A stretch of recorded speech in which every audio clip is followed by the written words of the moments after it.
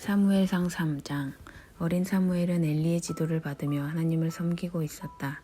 그때는 하나님의 계시가 아주 드물거나 거의 나타나지 않던 때였다. 어느 날 밤 엘리는 곤히 잠들었다. 그는 시력이 아주 나빠서 거의 앞을 보지 못했다. 이른 새벽 날이 밝기 전 성소에 등불이 켜져 있을 때에 사무엘은 하나님의 궤가 있는 하나님의 성전에서 자고 있었다. 그때 하나님께서 사무엘아 사무엘아 하고 부르셨다. 사무엘이 대답했다. 예, 제가 여기 있습니다. 그는 엘리에게 달려가 말했다. 부르셨는지요? 제가 여기 있습니다. 엘리가 말했다. 나는 너를 부르지 않았다. 돌아가서 자거라. 사무엘은 돌아와 자리에 누웠다. 하나님께서 다시 사무엘아 사무엘아 하고 부르셨다. 사무엘이 일어나 엘리에게 갔다. 부르셨는지요? 제가 여기 있습니다. 다시 엘리가 말했다. 아들아, 나는 너를 부르지 않았다. 돌아가서 자거라. 이 모든 일은 사무엘이 하나님을 직접 알기 전에 있었던 일이다. 하나님의 계시가 그에게 직접 임하기 전이었다. 하나님께서 다시 사무엘아 하고 세 번째로 부르셨다. 이번에도 사무엘은 일어나 엘리에게 갔다. 부르셨는지요? 제가 여기 있습니다. 그제야 엘리는 하나님께서 그 아이를 부르고 계심을 깨닫고 사무엘에게 이렇게 지시했다. 돌아가서 누워라. 그 음성이 다시 들리거든 말씀하십시오. 하나님, 주님의 종이 들을 준비가 되었습니다 하고 아뢰어라. 사무엘은 잠자리로 돌아갔다. 그 후에 하나님이 오셔서 사무엘 앞에 조금 전과 같이 사무엘아 사무엘아 하고 부르셨다. 사무엘이 대답했다. 말씀하십시오. 주님의 종이 들을 준비가 되었습니다. 하나님께서 사무엘에게 말씀하셨다. 잘 들어라. 내가 모든 사람을 흔들어 깨워 주목하게 할 일을 지금 이스라엘에 행하려고 한다. 내가 엘리에게 경고했던 모든 일을 하나도 빠짐없이 그의 집안에 행할 때가 왔다. 때가 되었으니 내가 그에게 알릴 것이다. 내가 그의 집안에 영원히 심판을 내릴 것이다. 그는 자기 아들들이 하나님의 이름과 하나님의 처소를 더럽히고 있는 것을 알면서도 그들을 막기 위해서 어떤 일도 하지 않았다. 내가 엘리 집안에 내리는 선고는 이것이다. 엘리 집안의 죄악은 제사나 제물로 절대 씻지 못할 것이다. 사무엘은 아침까지 잠자리에 머물러 있다가 일찍 일어나 성소의 문을 열고 직무를 보러 갔다. 그러나 사무엘은 자신이 보고 들은 환상을 엘리에게 알리는 것이 두려웠다. 엘리가 사무엘을 불렀다. 내 아들 사무엘아. 사무엘이 달려왔다. 예, 부르셨습니까? 그분께서 무슨 말씀을 하셨느냐? 나에게 모두 말하여라. 하나님께서 내 재판장이시니 한마디도 감추거나 얼버무려서는 안 된다. 그분께서 내게 하신 모든 말씀을 다 듣고 싶구나. 사무엘은 그에게 하나도 숨기지 않고 그대로 말했다. 엘리가 말했다. 그분은 하나님이시다. 무엇이든 그분께서 가장 좋다고 여기시는 대로 행할 것이다.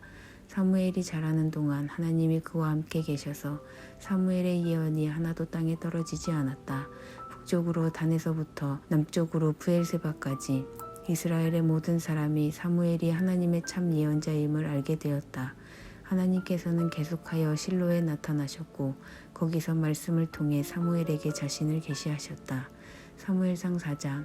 사무엘이 하는 모든 말이 온 이스라엘에 전해졌다. 이스라엘은 블레셋 사람과 싸우러 갔다. 이스라엘은 에벤네셀에 진을 치고 블레셋 사람은 아벡에 진을 쳤다. 블레셋 사람이 전투 대형으로 진격하여 이스라엘을 치자 이스라엘은 크게 패하여 군사 4,000명 정도가 들판에서 죽었다.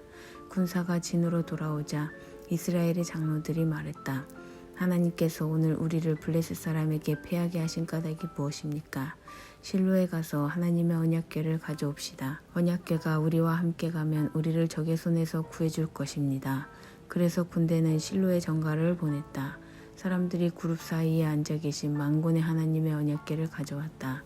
하나님의 언약궤를 가져올 때에 엘리의 두 아들 홈니와 비나스도 함께 왔다. 하나님의 언약궤가 진에 들어오자 모두가 환호성을 질렀다. 그 함성은 땅을 뒤흔드는 천둥소리 같았다. 블레셋 사람은 환호하는 소리를 듣고 무슨 일인지 궁금했다. 도대체 히브리 사람들이 왜 저리 함성을 내지르지? 그러다가 그들은 하나님의 궤가 히브리 진에 들어왔다는 것을 알았다. 블레셋 사람은 두려웠다. 이스라엘의 진에 그들의 신이 들어갔다. 여태까지 이런 일은 한 번도 없었다. 이제 우리는 끝장이다. 이 강력한 신의 손에서 누가 우리를 구원할 수 있겠는가? 이 신은 저 광야에서 온갖 재앙으로 이집트 사람들을 친 바로 그 신이다. 블레셋 사람아 일어나라 용기를 내어라. 히브리 사람들이 우리의 종이 되었던 것처럼 이제 우리가 그들의 종이 되게 생겼다. 너희의 근성을 보여주어라. 목숨을 걸고 싸워라. 그들은 죽을 각오로 싸웠다. 결국 큰 승리를 거두었다. 그들이 이스라엘을 무참히 쳐부수었고 이스라엘은 필사적으로 도망쳤다. 이스라엘 군사 3만 명이 죽었다. 그것으로도 모자라 하나님의 궤마저 빼앗기고 엘리의 두 아들 홈니와 비나스도 죽었다. 곧바로 베냐민 사람 하나가 전쟁터에서 빠져나와 실로에 이르렀다. 웃옷은 찢어지고 얼굴은 흙투성이가 된 채로 그가 성읍에 들어섰다. 엘리는 하나님의 궤가 몹시 걱정되어서 길 옆 의자에 앉아 꼼짝 않고 있었다.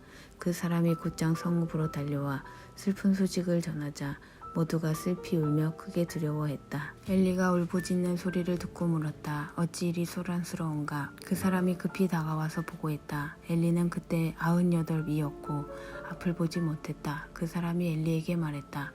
제가 방금 전쟁터에서 왔는데 겨우 목숨을 건졌습니다. 엘리가 말했다. 그래 내 아들아 어떻게 되었느냐? 그 사람이 대답했다. 이스라엘이 블레셋 사람 앞에서 뿔뿔이 흩어졌습니다. 엄청난 피해를 입은 참패입니다. 제사장님의 아들 홈니와 비느하스도 전사했고 하나님의 궤도 빼앗겼습니다. 하나님의 궤라는 말을 듣는 순간 엘리는 앉아있던 문 옆에 의자에서 뒤로 넘어졌다. 노인인데다 아주 뚱뚱했던 엘리는 넘어지면서 목이 부러져 죽었다. 그는 40년 동안 이스라엘을 이끌었다. 엘리의 며느리인 비느하스의 임신한 아내가 곧 해산하려던 참이었다. 하나님의 궤를 빼앗기고 시아버지와 남편마저 죽었다는 말을 들은 뒤에 그녀는 아기를 낳기 위해 무릎을 구부린 채 심한 진통에 들어갔다. 산모가 죽어가는데 산파가 두려워하지 마세요. 아들을 낳았습니다 하고 말했다. 그러나 산모는 그 말에 아무 반응도 보이지 않았다. 하나님의 궤를 빼앗기고 시아버지와 남편이 죽었으므로 그녀는 하나님의 궤를 빼앗겼으니 이스라엘에서 하나님의 영광이 떠났다 하며 아이의 이름을 이가봇 영광이 사라졌다 이라고 했다. 사무엘상 5장 하나님의 궤를 빼앗은 블레셋 사람은 그 궤를 에베네셀에서 아스돗으로 옮긴 다음 다곤 신전 안으로 가지고 들어가 다곤상 옆에 나란히 놓았다. 이튿날 아침 아스돗 주민들이 일어났다가 다곤이 하나님의 궤 앞에 얼굴을 쳐박고 바닥에 쓰러져 있는 것을 보고 깜짝 놀랐다. 그들은 다곤을 일으켜 다시 제자리에 두었다. 그 이튿날 아침에 그들이 일어나자마자 가보니 다곤이 다시 하나님의 궤 앞에 얼굴을 쳐박고 바닥에 쓰러져 있었다. 다곤의 머리와 두 팔은 부러져 입구에 널브러져 있었고 몸통만 남아 있었다. 그래서 다곤의 제사장과 아스돗에 있는 다곤 신전을 방문하는 사람들은 지금도 문지방을 밟지 않는다. 하나님께서 아스돗 주민들을 엄히 다루셨다.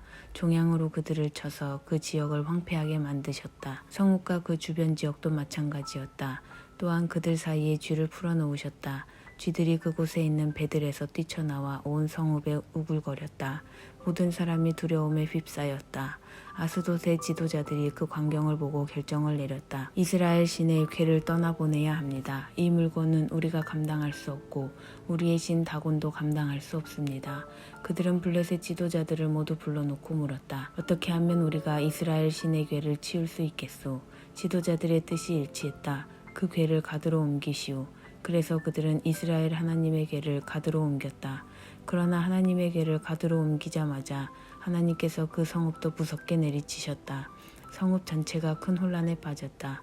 하나님께서 종양으로 그들을 치신 것이다. 어른 아이 할 것 없이 성읍 모든 사람에게 종양이 생겼다. 그래서 그들은 하나님의 궤를 에그론으로 보냈다.